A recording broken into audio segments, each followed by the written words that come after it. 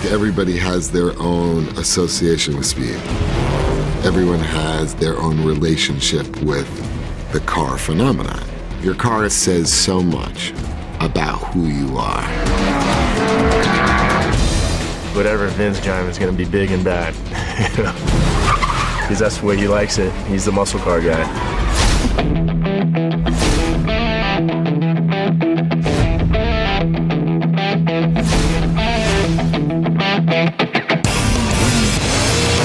It's kind of like bringing Vin Diesel back. You know, if you bring Vin back, you need to bring that Charger back with him.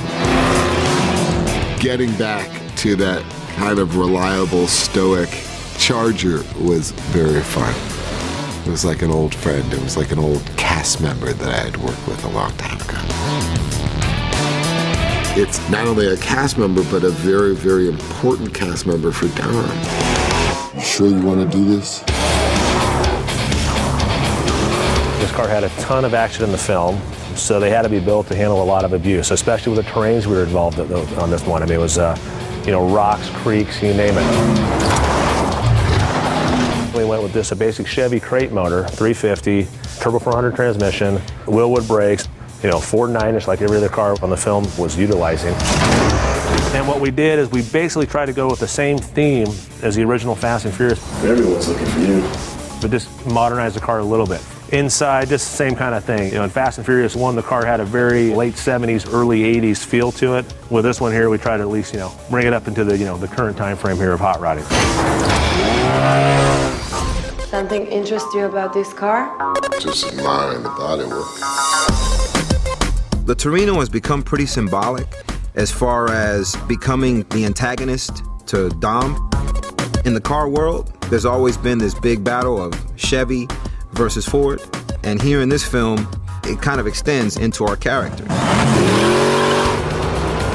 Out of all the cars that we saw, we really felt like that was the one that, as soon as you saw it, you got a sense of what Dom has to go against, the opposition. And in many ways, Phoenix is the exact opposite of Dom, but with equal strength. I'm talking to you. Got something on your mind?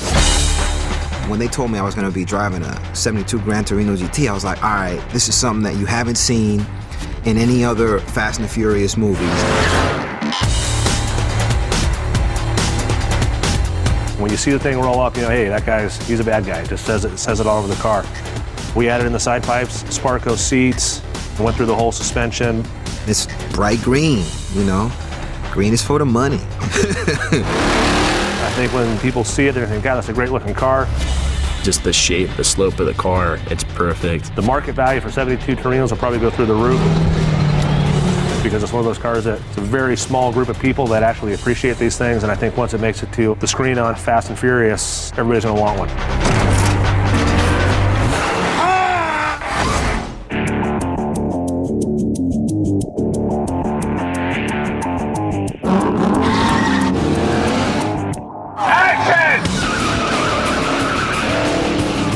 This is Vin Diesel's car. If you remember in Fast and Furious 1, for those of you that stayed through the credits, you see Vin Diesel driving this car down the Baja Peninsula, making his way into Mexico for his escape.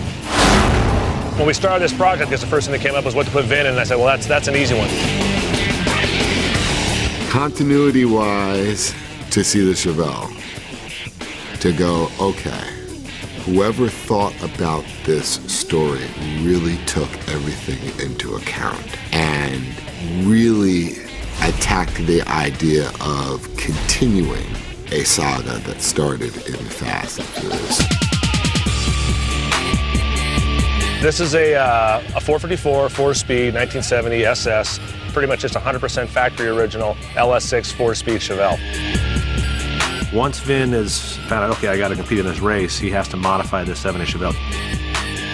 The police are looking for him, so he disguises the car by primering the vehicle, and then of course he has to outfit it with performance parts. Basically, this builds a full-blown track car on the thing. Vin's Chevelle SS, out of control. I have a 64 Chevelle, so I like the old muscle cars too. It's just bananas. Okay, here we go. Pictures up. Action! After Tokyo Drift, and people would come up and they would say, come on, we gotta bring the muscle back. the GNX. That was a fun find because we kind of brought back kind of the more the 80s Buick. And for this film, it was spectacular. Most people that come to the shop and think, oh, you guys just bought some Buick Regals, you blacked everything out and made, GNXs out of them. For the most part, I think almost everyone is actually a true Buick Grand National. They're a lot of fun, handle great. That car is definitely a beast. I remember while I was bouncing in New York, it was the fastest car on the market. And the car was beating everybody on the West Side Highway. Most of the cars have the original 3.8, heavily modified turbo 200 transmission in it. That has a roll cage, it has a shifter, the brake bias valve, it has the slide brake, the bared seats. We put a Hotchkiss suspension to these things. They have enormous sway bars. And like I say, it performed flawlessly. The stunt guys love these things. A friend called me to tell me how excited he was to see that car in the trailer. I just really appreciate the design, and this movie, the GNX, I fell in love with, I just thought that would be the cool car to have.